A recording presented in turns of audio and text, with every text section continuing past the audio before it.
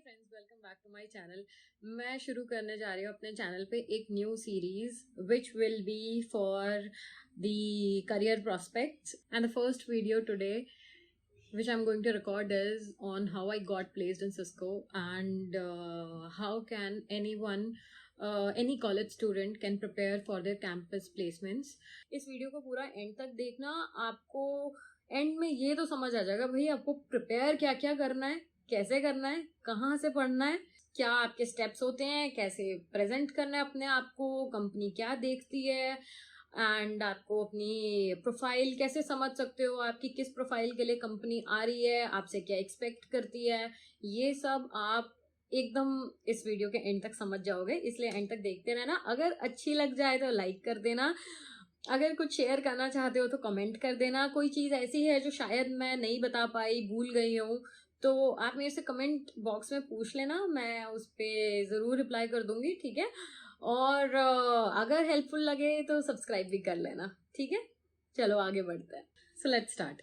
आज मैं आपको इस वीडियो में बताने वाली हूँ कि मेरी खुद की सिस्को की जर्नी, आई मीन सिस्को तक जाने की, सिस्को में प्लेस होने तक की जर्नी क्या थी, कहाँ कहाँ आई फेल्ड एंड कैसे I was able to get into that company. Second thing is, अगर आप अपने कॉलेज सेकेंड ईयर में हो तो ये वीडियो आपके लिए बहुत यूजफुल है, बिकॉज आगे जो भी मैं बताने वाली हूँ वो सब आपकी internship selection from the campus उसके लिए हेल्प करेगा आपको।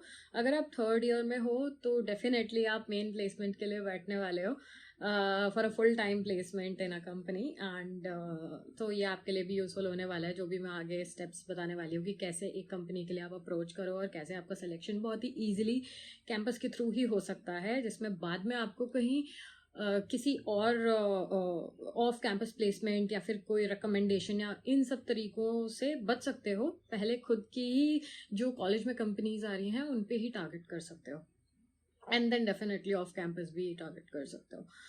And third scenario will be जिनका college is about to finish this year in this July या शायद ख़त्म भी हो गया है, वो आगे क्या कर सकते हैं, अपने करियर को कैसे बेटर बना सकते हैं, कैसे वो किसी कंपनी में प्लेस हो सकते हैं, उनके लिए क्या अपॉर्चुनिटीज़ बची हैं।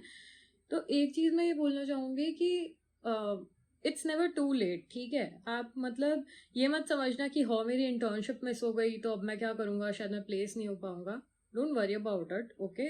There is an option for everything, and as long as you know that option, you're good to go, okay? And अगर आप थर्ड ईयर में हो, आपकी कोई प्लेसमेंट मिस हो गई है एंड आपको लगता है कि जो कंपनी आपको चाहिए थी वो आपको नहीं, आप उसमें जा पाए, तो भी कुछ डीमोटिवेट होने की ज़रूरत नहीं है। आई नो ये जो प्लेसमेंट का टाइम होता है ये आई थिंक हम इंजीनियरिंग स्टूडेंट्स की लाइफ का सबसे डिफिकल्ट टाइम होता है, वुड से, ठीक है। हम नाइन्थ क्लास से सुनते हैं कि ओ 10th बोर्ड आने वाला है, रेडी हो जाओ, ये सबसे मुश्किल है। फिर हमें पता चलता है हो 11th तो यार बिल्कुल ही अलग निकली 10th में तो कुछ पढ़ा ही नहीं था, 11th में सारा सर के ऊपर से जा रहा है, ठीक है। एंड वो हमें 11th में समझ में आता है, फिर हम काफ़ी सारी चीज़ें पढ़ते हैं कि हाँ ठीक है लेट्स गेट इनटू 12th के नंबर अच्छे लेके आता है, 11th बेसिक है, 11th में बहुत ज़्यादा पढ़ना है उसके लिए। 12th हो जाती है, फिर पता चलता है कि हाँ यार इसमें तो हमें अभी कोई अच्छा कॉलेज चाहिए ताकि आगे अच्छी प्लेसमेंट मिल पाए। And it is a circle, right, it is a circle. But एक टाइप का वो जो स्टूडेंट्स के ऊपर स्ट्रेस होता है ना, it comes to an end when you are placed. जब तक प्लेसमेंट नहीं होती है तब तक टेंशन रहती है, एक बार ही प्लेसमेंट हो गई तो फिर कुछ इतनी टेंशन नहीं रहती, उसके बाद सही है, अपनी मेहनत करते रहो, सही चलता रहता है, ठीक है। तो ये वीडियो होने वाली है specially for the B Tech students, because मैं बीटेक बैकग्राउंड से हूँ, तो मैं उस पर्सपेक्टिव से आपको इन्फॉर्मेशन दूंगी, ठीक है। एंड जो बीटेक ग्रेड्स हैं या उसमें अभी उनका बीटेक चल रहा है जिन बच्चों का, and they are going to appear for the IT companies जो भी कॉलेज में आते हैं, चाहे इन कैंपस हो चाहे ऑफ कैंपस हो, ठीक है। ये वीडियो उनके लिए है। हमारे पास मोस्टली कॉलेज में एक बीटेक स्टूडेंट की लाइफ से मैं बता रही हूँ, 4 ऑप्शन होते हैं हमारे पास, ठीक है। पहला ऑप्शन कि आप किसी कंपनी में प्लेस हो जाओ, ठीक है। बट हमारे पास हमेशा बैकअप ऑप्शन होता है, क्योंकि हमें पता होता है कि यार शायद ना हो पाए सिलेक्शन, है ना। क्या पता नहीं हो पाए प्लेसमेंट उस कंपनी में जिसमें वो चाहते हैं। शायद वो तो 5% स्टूडेंट्स होते हैं जिनकी अपनी मनचाही जॉब उन्हें मिल पाती है। पहली अपॉर्चुनिटी होती है कि आप प्लेस हो जाओ। ओके, उसके सिवा अगर आपकी प्लेसमेंट पे आपको मतलब हमारे पास हमेशा एक बैकअप प्लान होता है। ओके, तो वो बैकअप प्लान्स हमारे पास 3 टाइप के होते हैं बेसिकली। पहला बैकअप प्लान होता है कि हम साथ साथ सेकेंड ईयर या थर्ड ईयर से ही कैट की तैयारी करनी शुरू कर दें, ठीक है, ताकि जैसे ही हमारा बीटेक खत्म हो we can join a college for MBA through CAT and हम उस लाइन पे प्रिपेयर करना शुरू कर देते हैं अपने कॉलेज में जब हम होते हैं। ठीक है, ये मैं आपको सारे सिनेरियोज बताती हूँ कि क्या क्या होते हैं। अगर प्लेसमेंट नहीं होती है मनचाही तो यूजुअली हम ये बैकअप के लिए ऑप्शंस रखते हैं। तो पहला तो हो गया आप कैट के लिए प्रिपेयर करो। सेकेंड ऑप्शन आपके पास होता है कि आप गेट के लिए प्रिपेयर करो। गेट के लिए आप you end up doing M Tech after B Tech के। एमटेक के बाद in the company pool is kind of similar, ठीक है, बीटेक एंड एमटेक वाले बच्चे सेम ही कंपनी के लिए बैठते हैं जब कॉलेज से रिक्रूटमेंट होती है। तो the set of companies is going to be the same. The difference will be with in terms of package. B Tech वालों को थोड़ा कम मिलता है एमटेक वालों से नेचुरली, बिकॉज एमटेक वालों ने ज़्यादा पढ़ा है, सीनियर्स है इसलिए, ठीक है। तो थर्ड ऑप्शन आपके पास होता है, हाँ, पहला ऑप्शन आपका कि आपकी प्लेसमेंट हो गई है, सेकंड प्लेसमेंट हो जाती है। सेकंड ऑप्शन होता है कि आप बैकअप प्लान के लिए अपने लिए कैट के लिए प्रिपेयर करते रहते हो। थर्ड ऑप्शन है कि आप गेट के लिए प्रिपेयर करते हो and this was my option as well. मैंने साथ ही साथ गेट के लिए प्रिपेयर किया था। जब मैं आई थिंक अपने कॉलेज सेकेंड ईयर में थी तब से ही मैंने ज्वाइन कर लिया था गेट के लिए प्रिपेयर करना। आई जॉइंड गेट फोरम, एक इंस्टीट्यूट है दिल्ली में। I joined that to be, I mean, on the right path in terms of the future prospects, so that अगर placement नहीं होती है तो हाँ, I can get into some good college, maybe in IIT or somewhere through GATE, and I can eventually target the companies I want to. ठीक है, वो एक ऑप्शन हो गया। और एक और ऑप्शन होता है कि आप टॉफल दो, जीआरई दो, आप एमएस करने बाहर जाओ, ठीक है, एक वो ऑप्शन होता है जीआरई बेसिकली। तो जो बच्चे, जो भी स्टूडेंट्स अब्रॉड जाना चाहते हैं वो ये वाला ऑप्शन जनरली सेलेक्ट करता है। ओके, अब सबसे पहली चीज़ मैं बात करूँगी कैंपस प्लेसमेंट के बारे में, ठीक है। अब मेरे पास दो पर्सपेक्टिव हैं। एक तो इंटरव्यूई, जब मैं कॉलेज में थी, मैं आईजीआईटी से हूँ, दिल्ली से, एंड अब वो IGDTUW बन गया है, यूनिवर्सिटी बन गया है। पहले कॉलेज था IP यूनिवर्सिटी के अंडर। आई जॉइंड इन 2010, ठीक है, and I got placed in 2014। I got placed in 2013 and I join Cisco in 2014, क्योंकि जनरली आप जानते हो थर्ड ईयर में हम लोग प्लेस हो जाते हैं। यस, एंड 2019 में मैं गई थी IGIT ही सिस्को की तरफ से स्टूडेंट्स को रिक्रूट करने एज एन इंटरव्यूअर। एंड 2020 में मैंने वर्चुअल प्लेसमेंट करवाए थे IGIT के ही। I was the interviewer, one of the interviewers. So I will tell you the scenario from both the sides, okay. And जब मैं कॉलेज में थी और मैंने जैसे प्रिपेयर किया, I think it still holds on really well to get into a company like this, okay. And जो मैं अभी एक्सपीरियंस शेयर करने जा रही हूँ, ये it is irrespective of any company. जो भी IT कंपनीज हमारे लिए बीटेक में आती हैं, अब जैसे IGIT में आती है, गूगल आती है, सिस्को आती है, माइक्रोसॉफ्ट आती है, SAP आती है, एडोबी आती है, बहुत सारी कंपनीज आती हैं। तो ये जो एक्सपीरियंस है, ये सारी IT कंपनीज के लिए आपका बेसिकली कैंपस प्लेसमेंट में किसी भी कंपनी के लिए it will be suitable, okay. Now first step is, जब आपको कैंपस प्लेसमेंट के लिए रेडी करना है, ठीक है, आपको दो चीज़ें मेन चाहिए। One is to have aptitude knowledge, ठीक है, and second is to have the knowledge about your course curriculum, ठीक है, basic. So what I am going to tell you is, अभी मैं आपको सारा स्टेप बाय स्टेप बताने वाली हूँ कि फर्स्ट स्टेप क्या होता है, ठीक है। तो जब भी आप प्लेसमेंट के लिए प्रिपेयर करते हो, the initial step is to be able to clear the written examination. And I think people, students, काफ़ी सारे स्टूडेंट्स को, I don't know if students को लगता है, बट जनरल पर्सपेक्टिव ऐसा है कि रिटन तो हो जाता है, इंटरव्यू मुश्किल है। बट मेरे लिए इट वॉज कम्प्लीटली ऑपोजिट। मेरे को रिटन निकालने में बहुत डिफिकल्टी हो रही थी, एंड इंटरव्यू तो मैं जहाँ पे भी जा रही थी वो क्लियर हो रहा था, ठीक है। तो इसमें जो फर्स्ट स्टेप है to even face the company, to even get to interact with the people who are coming to recruit, ठीक है। सो okay, before directly jumping into the written round, एक और चीज है कि आपके जो भी नंबर है, ठीक है, फर्स्ट सेमेस्टर से लेके फिफ्थ सेमेस्टर तक के, अगर आप फुल टाइम प्लेसमेंट के लिए बैठ रहे हो तो, और अगर आप इंटर्नशिप में हो तो अगेन फर्स्ट सेमेस्टर से लेके थर्ड सेमेस्टर तक के आपके जो भी नंबर है, ठीक है, मेरे टाइम पे परसेंटेज चलती थी तो the aggregate should be more than 80% to even sit for good companies like Cisco, Microsoft, Google, ठीक है। एंड अभी अगर CGPA में, आई डोंट नो कॉलेज ने कन्वर्ट कर दिया नहीं, but there are a lot of colleges जो CGPA में बहुत टाइम से ही दे मेजरिंग क्राइटेरिया CGPA।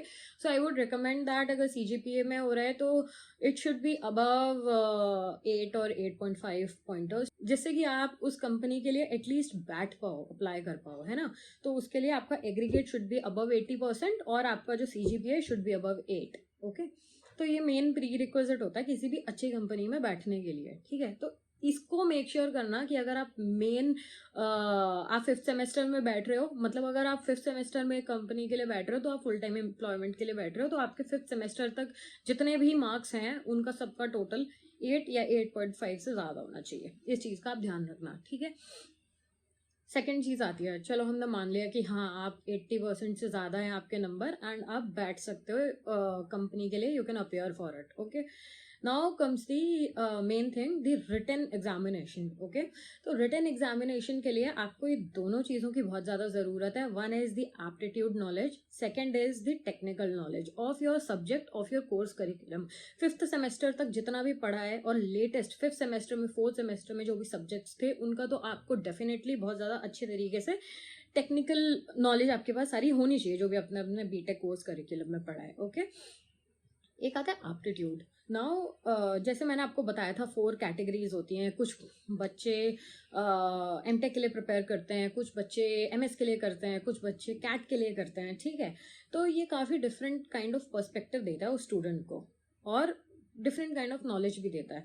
तो जब आप किसी भी रिटन एग्जामिनेशन के लिए बैठते हो, अगर आप एमटेक के लिए प्रिपेयर कर रहे हो फॉर एग्जाम्पल, ठीक है, एमटेक के लिए जब आप प्रिपेयर करते हो तो आपका सारा जितना भी इंफॉर्मेशन होता है, जितना भी कोर्स करिकुलम होता है एमटेक के लिए, इट इज ऑल टेक्निकल। वहां पे आपको एप्टीट्यूड प्रैक्टिस करने की जरूरत नहीं है। It is very different from when you prepare for CAT. जब आप कैट के लिए प्रिपेयर करते हो तो आपको पूरा एप्टीट्यूड, क्वांटिटेटिव, क्वालिटेटिव एनालिसिस सब उसमें आपको पढ़ाया जाता है। सारे फॉर्मुलेज होते हैं प्रॉपर, बहुत ही जल्दी आप आंसर्स निकाल सकते हो, ठीक है, अगर आपने प्रॉपरली उसकी पढ़ाई करी है तो इसमें क्या हुआ था, जब मैं ट्राई कर रही थी इसके लिए अपने सिस्को, आई थिंक सिस्को के पहले भी और बहुत सारी कंपनीज आई थी, TCS आई थी एंड और भी बहुत सारी कंपनीज थी।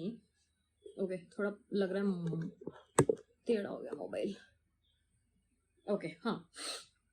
तो मेरे टाइम पे जब सिस्को आई थी, उसके पहले भी बहुत सारी कंपनीज थी जिन पे मेरा रिटन क्वालिफाई नहीं हो पा रहा था। तो जो चैलेंज मुझे अपने टाइम पे समझ आया कि मैं एमटेक के लिए प्रिपेयर कर रही थी, मैंने कोई एप्टीट्यूड की प्रिपरेशन नहीं करी थी। क्वेश्चन आया 100 फैक्टोरियल का आंसर बताओ, ठीक है। जो MBA वाले स्टूडेंट्स थे जो कैट के लिए प्रिपेयर कर रहे थे, उन्होंने 1 मिनट में 100 फैक्टोरियल का आंसर निकाल दिया। भाई फॉर्मूले होते हैं, फटाफट लगाए, आंसर आ गया, ओके।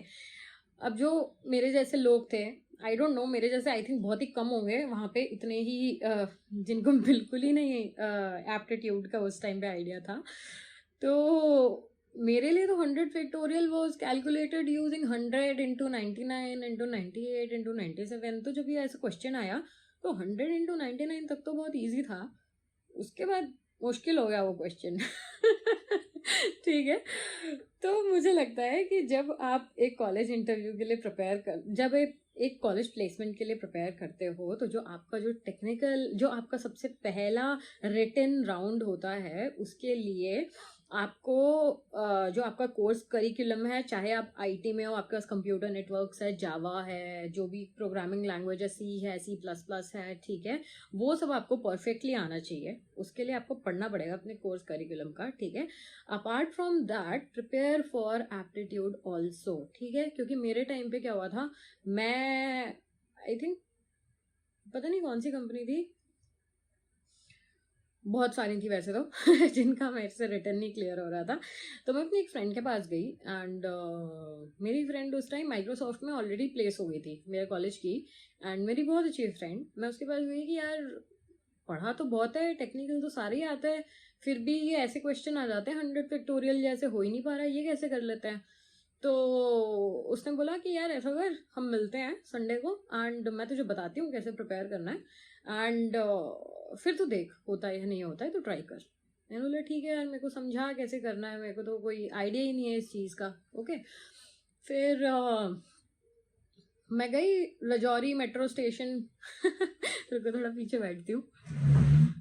हाँ, फिर मैं गई Rajouri metro station and Delhi से हूँ मैं, तो हम दोनों रजौरी के नीचे एक बीकानेर वाला है वहाँ मिले, और उसने एकदम अपने बैग से ऐसा निकाला टाइम का मटेरियल एंड मैं ऐसे देख रही थी ये क्या है, सही चीज़ लग रही है, बड़ी सारी बुक्स हैं, लगता है इससे हो जाएगा, कल से कॉलेज में हम ही हम हैं, ऐसा मुझे लग रहा था। तो फिर जब उसने निकाला पैकेज टाइम का एंड शी टोल्ड मी यार देख यहाँ से एप्टीट्यूड ऐसे ऐसे पढ़ ले एंड इससे हो सकता है, इससे तेरा रिटर्न तो निकल जाएगा। मैं गई घर, मैंने सारे वो टाइम के पैकेज उठाए, उसने मेरे को दे दिए थे, वो तो प्लेस ही हो गई थी ऑलरेडी माइक्रोसॉफ्ट में। मेरी लवेबल फ्रेंड देख रही होगी ये वीडियो तो फिर क्या हुआ, मैं अपने घर गई, मैंने अपना सारा टाइम का पढ़ना शुरू किया, एकदम से मेल आया उसके बाद 2 दिन में सिस्को आ रही है। ठीक है, ओ भाई 2 दिन में सिस्को आ रही है, और सिस्को हमेशा से ही मेरी ड्रीम कंपनी थी क्योंकि मुझे कंप्यूटर नेटवर्क्स बहुत ही ज़्यादा अच्छा लगता था। ठीक है, कोडिंग मेरे को इतनी ज़्यादा पसंद नहीं थी, आती थी, बट ऐसा एक होता है ना कि बहुत ज़्यादा इंटरेस्ट होता है तुम्हें किसी चीज़ का, तो वो मेरा कोडिंग में नहीं था बट मेरा कंप्यूटर नेटवर्क्स में था। And I think I scored above 90 also in computer networks later on, जब इसका मेन एग्जाम हुआ था, आउट ऑफ 100। तो एक वो मेरी स्ट्रेंथ थी, तो जो सिस्को आ रही थी वो मेरी ड्रीम कंपनी थी। अब मेरे को लगा यार सिस्को आ रही है तो रिटर्न तो निकलना ही चाहिए, क्योंकि इंटरव्यू तो मैं कर ही लूँगी। यार मोबाइल ना बहुत भारी है, आईफोन एक्सेस मैक्स, तो सॉरी मैं एक्सटेंड एडजस्ट कर देती हूँ। हाँ, ओह अभी और तोड़ते हैं, वो सीढ़ी तो नहीं हो गया मेरे को, ठीक है। हाँ, तो सिस्को का मैंने सोचा कि नहीं यार इसका रिटर्न तो निकालना बहुत ज़्यादा ज़रूरी है, टेक्निकल और इंटरव्यू और ये सब तो मैं कर ही लूँगी, ये तो क्योंकि मैंने गेट में भी पढ़ा है, मेरे को टेक्निकल पूरा आता था, कंप्यूटर नेटवर्क्स में बहुत कंफर्टेबल थी। मैंने टाइम का वो जो 2 दिन में ना पूरा पैकेज उसका खा लिया, मैंने बिल्कुल रट लिया उसको, पूरा सारे फॉर्मूले रट लिए, एकदम प्रैक्टिस कर डाली। मेरे को पता था हाँ एप्टीट्यूड के अगर 5 क्वेश्चन आ गए निकाल लूंगी मैं आराम से। गई मैं बैठी, इजीली मेरा रिटर्न क्लियर हो गया सेम डे। ठीक है, तो the motto of telling all this is कि बहुत बार ऐसा होगा आपके साथ कि आपका रिटर्न शायद क्वालिफाई नहीं हो रहा है। ठीक है, कुछ कंपनीज जैसे माइक्रोसॉफ्ट होती है, वो कोडिंग के कुछ काफ़ी अच्छे क्वेश्चंस पूछती है, उसके लिए आपके कॉन्सेप्ट्स बहुत ज़्यादा क्लियर होने चाहिए। उस रिटन एग्जाम में, द फर्स्ट एग्जाम है, वो आपसे कोड करवाते हैं, there is a simulator. Okay, I think कोई आया है, just a second, hold on.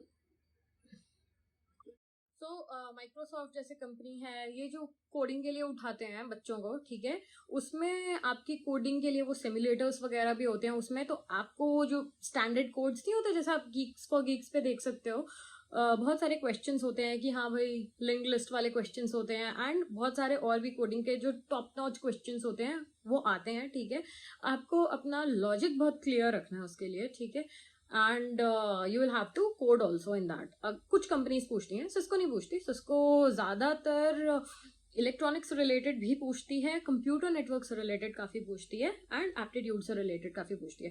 तो एप्टीट्यूड एक ऐसा सेगमेंट है which is going to be common for all the companies you are going to appear for. Okay, तो aptitude में आपको एकदम आना चाहिए। ठीक है, तो उसके लिए पढ़ो। मैंने टाइम के पैकेज से पढ़ा था, टाइम का जो मटेरियल आता है, बड़े सारे एप्टीट्यूड की वो पतली पतली सी बुक्स आती हैं, वो अभी भी आई थिंक टाइम ने अपडेट किया होगा अपना मटेरियल, बट आप उसको मटेरियल को किसी सीनियर से ले सकते हो या टाइम से खरीद भी सकते हो सिर्फ मटेरियल को, एंड ग्रुप बना के खरीद सकते हो, पढ़ सकते हो, जेरोक्स निकलवा सकते हो, बहुत सारे ऑप्शंस हैं, कुछ भी कर सकते हो। ठीक है, एंड ऑनलाइन भी अवेलेबल होगा शायद अब तो, after COVID everything is there online. तो एप्टीट्यूड पे फोकस करना ये कहने का मतलब है, ठीक है। नाउ आफ्टर दिस, एक बार आपको जब रिटन क्लियर हो जाता है, ओके, उसके बाद जब आपको, हाँ, आपका रिटन क्लियर हो गया, यू गॉट एन ईमेल कि हाँ भाई यू आर सेलेक्टेड, इस दिन अब एक्स एंड वाई डे पे आपका इंटरव्यू है, आ जाना, ठीक है।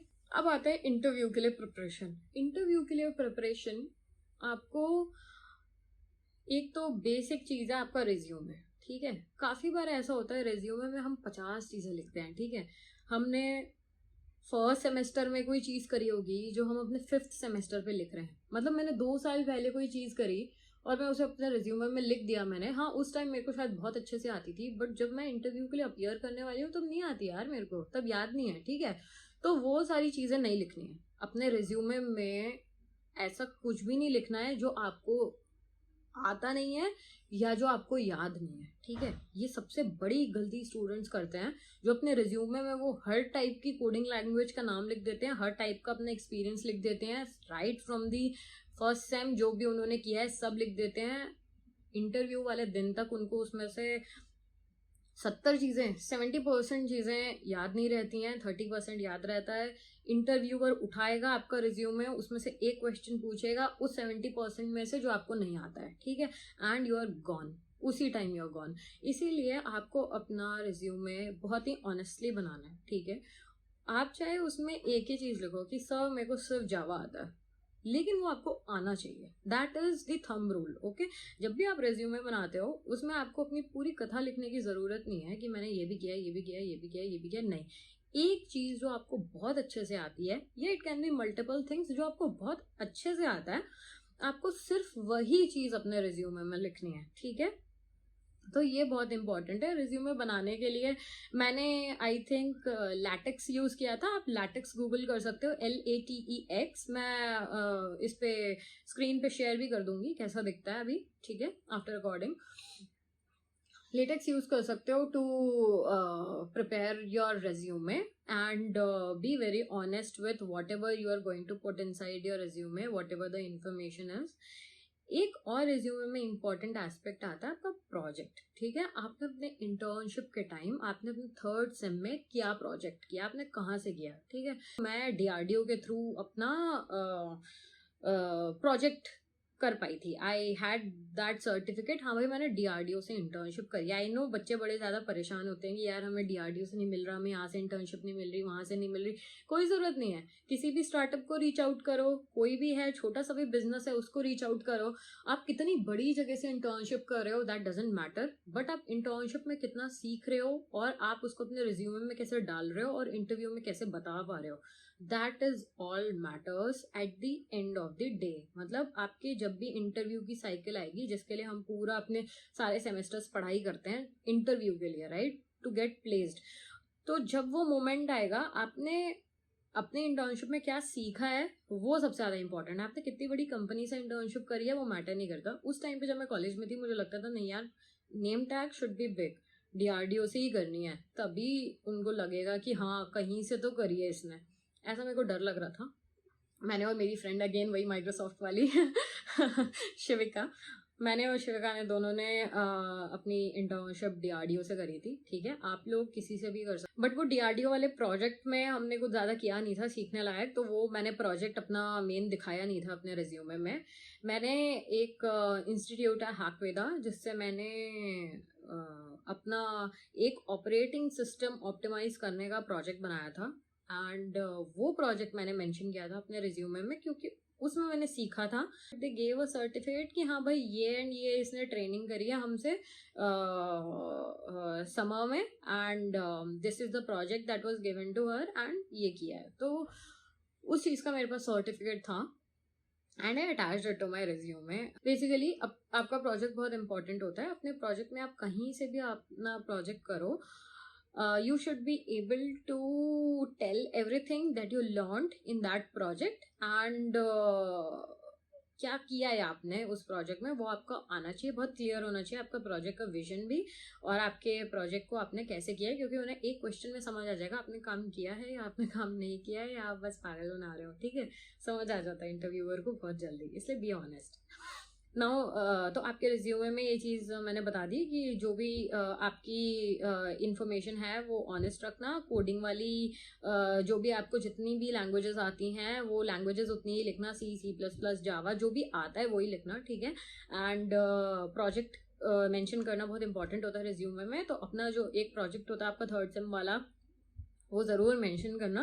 एंड कोशिश करना कि इंटरव्यू के पहले अपनी ये जो चीज़ें आपने रिज्यूमे में लिखी है ना, इन सबको आप एक बार जस्ट मतलब रिफ्रेश कर लेना अपनी इन्फॉर्मेशन को, जिससे आप वहाँ पे अटको नहीं बात करते वक्त, या आपके पास सारी इन्फॉर्मेशन हो, ऐसा नहीं लगे आपको पता नहीं है, ठीक है। ये हो गया रिज्यूमे प्रिपरेशन वाली बात। अब जब आप का रिटन क्लियर हो गया, उसके बाद आपको इंटरव्यू के लिए बुलाया, सबसे पहली चीज़ होती है टेक्निकल पार्ट, ठीक है, टेक्निकल इंटरव्यू।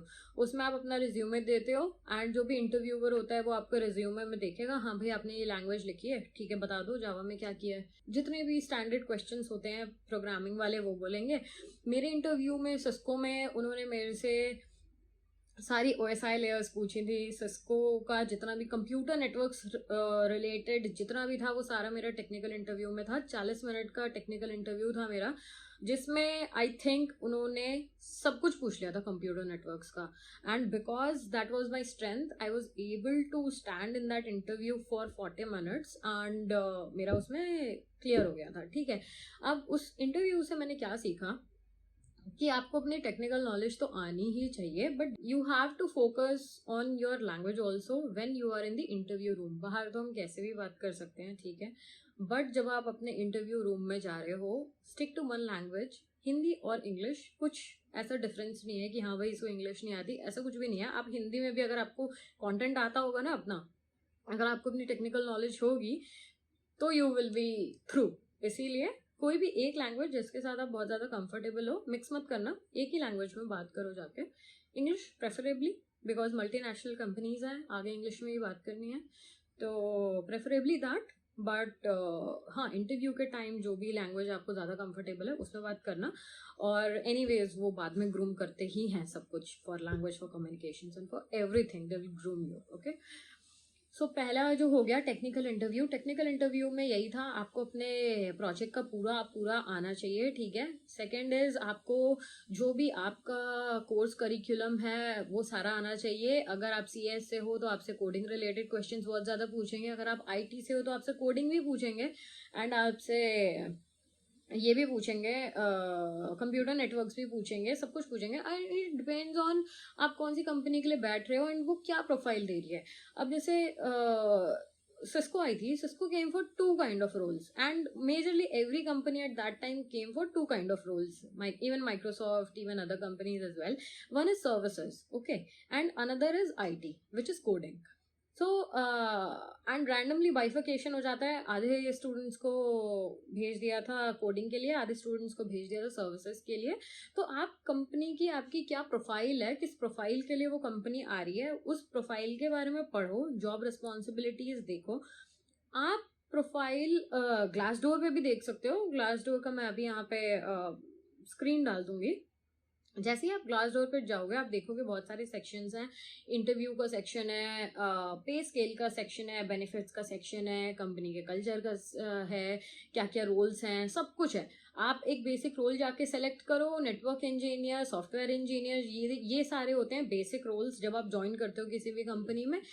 आप सेलेक्ट करो एंड आपको उस पर दिख जाएगा रिक्वायरमेंट क्या है, जॉब रिस्पॉन्सिबिलिटीज क्या है। अगर आपको पहले से पता होगा कि आपसे एक्सपेक्ट क्या कर रहे हैं तो आप उस तरीके से बात कर सकते हो। ये सारा आपका होमवर्क है पहले से ही, जो आपको पता है ये कंपनी आ रही है, इस रोल के लिए आ रही है, अपने ट्रेनिंग एंड प्लेसमेंट ऑफिसर से पूछो, पता करो कि किस रोल के लिए आ रही है, एंड उस रोल को गूगल करो कि उस रोल में भाई एक्सपेक्टेशन क्या होती है, ठीक है। एंड अपने वर्ड्स को, अपनी जो भी आपकी इंफॉर्मेशन है उसको थोड़ा सा मॉड्यूलेट करो जो उस रोल से सिंक में लगे, ठीक है। बस ऐसे टाइप का, क्योंकि सबको सेम ही चीज आती है इंटरव्यू के टाइम, सब बच्चों ने सेम ही चीज पढ़ी होती है, सब स्टूडेंट्स को सेम आता है, बस कोई थोड़ा ज्यादा मेहनत करता है, किसी को थोड़ा ज्यादा आता है, किसी को थोड़ा कम आता है, but the experience is kind of same, okay, the knowledge base is kind of same. तो उसको आप कैसे अपनी प्रोफाइल से बहुत ज्यादा मैच करा के दिखा सकते हो, वो बहुत ही ज्यादा बेनिफिशियल होगा, ओके। तो टेक्निकल राउंड के बाद आपका आता है मैनेजमेंट राउंड। मैनेजमेंट राउंड में वो आपकी वो किसी भी बारे में बात कर सकते हैं आपसे कि हाँ, मेरे से क्वेश्चन पूछा था कि क्या आप बैंगलोर जाने के लिए रेडी हो, क्योंकि I was in Delhi and profile Bangalore का था, तो वो ऐसे टाइप के क्वेश्चंस पूछते हैं। आई सेड यस, हाँ। एंड फिर कुछ ऐसे they just want to check your personality, okay. तो मैनेजमेंट राउंड के लिए स्पेशली कुछ प्रिपेयर करने की ज़रूरत नहीं है, बस हाँ अपनी कम्युनिकेशन स्किल्स अच्छी होनी चाहिए। जब आप उनसे बात करते हो उनकी तरफ देखो, ठीक है, प्रॉपरली, कॉन्फिडेंटली, ड्रेसअप वेल। आपका जो भी कॉलेज का तो जनरली फिक्स्ड होता है कि ट्रेनिंग एंड प्लेसमेंट में ये पहन के आना है। मेरे टाइम पे वाइट शर्ट और ब्लैक पैंट थी, तो हम लोग वैसे ही गए थे। Be very very presentable. जब आप कंपनी के लिए जा रहे हो मैनेजमेंट राउंड में, ये सब चीज़ें देखी जाती हैं। कैसे बात कर रहे हो, उनकी तरफ कितनी देख के बात कर रहे हो, कितना कॉन्फिडेंटली बात कर रहे हो, कितना ऑनेस्ट हो, वो आपकी एक टाइप से ना पर्सनैलिटी इवेल्युएट करता है। तो just be your self, be very comfortable, confident, ठीक है। मैनेजमेंट राउंड के लिए जस्ट आपको अपनी पर्सनालिटी को अच्छे से शो अप करना है, दैट्स इट, ठीक है।